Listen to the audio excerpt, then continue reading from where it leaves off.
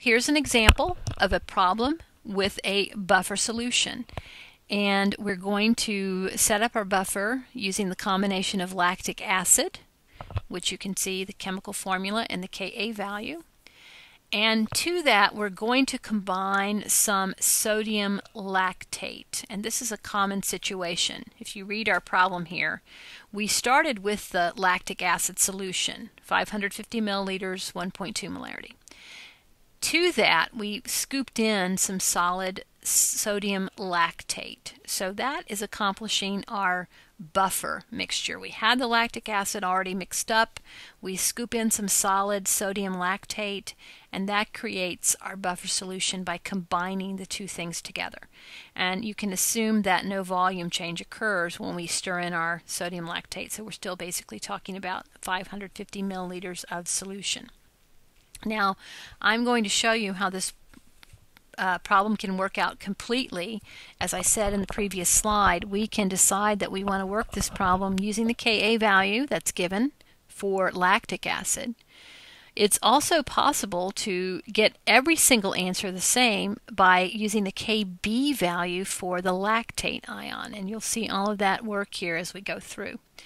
First thing to remember is, of course, if we have the Ka number for lactic acid, you can solve for the Kb number for the lactate ion. Remember, that is using that equation that Ka times Kb equals 1 times 10 to the minus 14. I don't have that shown on the screen, but you guys can work that out. The first thing we would need to do to use either Ka or Kb, we're going to do both just so that you can see it doesn't matter. But what we need to figure out is the exact amounts of both of our weak acids and weak bases. We can do this either in terms of concentrations or moles. Here I think it's probably a little bit simpler to calculate the moles of each substance. So you can see that for the lactic acid, I'm using the volume and molarity information to calculate that I have 0.660 moles of lactic acid, our HB substance. When I scoop in the solid sodium lactate, I use my formula mass calculation, and that's adding 0.309 moles of sodium lactate, which is of course adding 0.309 moles of lactate, and that is our B minus. So remember those two red numbers, because here's what it looks like as you begin to do the math. This is showing you doing the calculation two different ways. I have my Ka expression here, and remember from the previous slide, this is what it looks like if you just slightly rearrange it to solve for concentration of H3O+. And up here, this is what it looks like if you plug the numbers in. I have my Ka value, 1.4 times 10 to the minus 4th, times the ratio, and in this particular formula, the ratio has the Hb on top and the B minus on the bottom. So I have my 0.66 moles Hb on top and my 0.309 moles on the bottom. I solve for the concentration of H3O+, and that's 3 times 10 to the minus 4th. If I want the pH, therefore, I can simply take log of that, and I can say this solution has a pH of 3.52.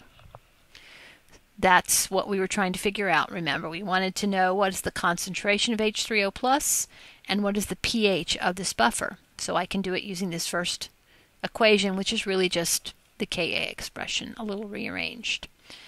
This is the formula, sort of the log version of the formula that's provided on the AP test.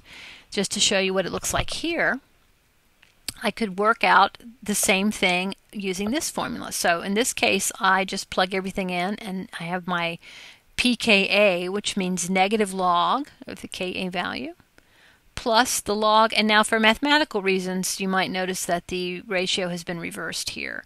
The good news is you don't have to try to remember what the ratios are in each of the formulas because it's given, but just there's a mathematical reason why now the ratio is suddenly B minus over HB, but that's okay. I'm just going to plug it in that way.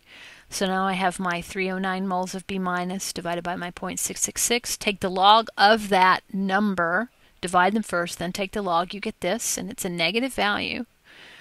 And put the two together, and I get that the pH of the solution is 3.52, just like I figured out here.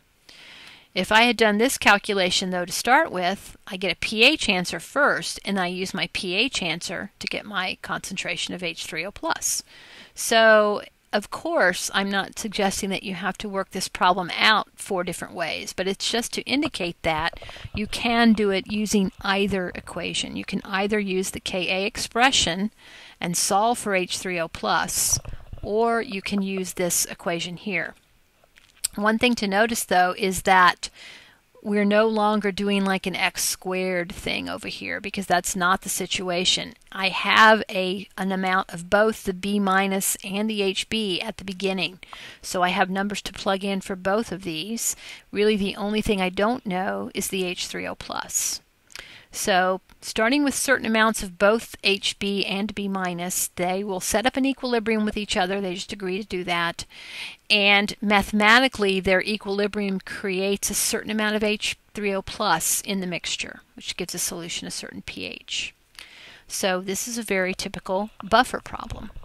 Now, on this screen, again, not that you would necessarily need to go through all these steps, but just to prove that I could have done the entire problem using not the Ka value of HB, but in fact the Kb value of the weak base, because the equilibrium can be viewed either way. It's an equilibrium between these two substances, and I can either use the Ka or the Kb to describe that. So here's what it looks like if I instead wanted to base my calculations on Kb. This is the Kb expression, and I have an amount of HB and B minus to plug in, remember. This has simply been rearranged a little bit to solve for OH minus, because that's usually what we're interested in. So I plug in my Kb value, and I plug in the amounts of B minus and HB that are in the solution. In equilibrium with each other, they create this amount of OH minus in the solution.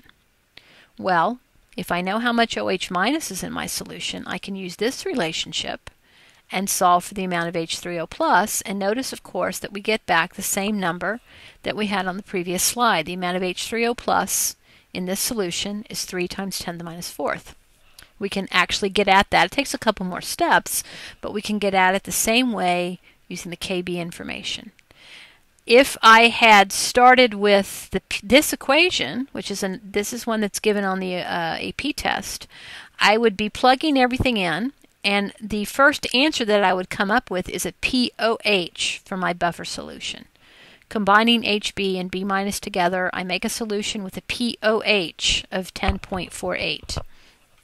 Of course, we know that if you have pOH, you can get pH, so I can determine that the solution has a pH of 3.52. Again, you do not work buffer problems out 6 different ways, but it's just an illustration of the fact that the buffer, let's back up a little bit here, the buffer is a combination of a weak acid and a weak base together in the same beaker. And what happens is that they set up an equilibrium with each other. And when they set up their equilibrium with each other, we first of all approximate that the amounts really don't change significantly. So I'm allowed to use just this amount of HB and this amount of B minus, and I plug those in as if they were the final amounts. As they set up their equilibrium with each other, they're going to create a certain amount of H3O+ and a certain amount of OH minus in the solution, and either equilibrium constant can be applied to these problems. We're going to do a lot more in class, but it's just there's a lot of relationships going on here. Weak acids and weak bases are, of course, related to each other. The Ka and Kb values are related to each other.